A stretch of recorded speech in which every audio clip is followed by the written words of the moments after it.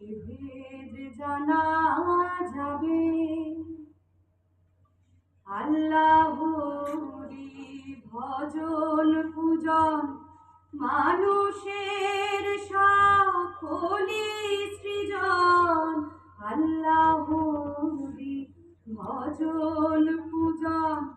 মানুষের সকলি সৃজন অচানক অচেনায় যখন অচানক অচেনায় যখন জ্ঞানেন্দ্রিয় না সম্ভবে আপনা আপনি ফানা হলে সে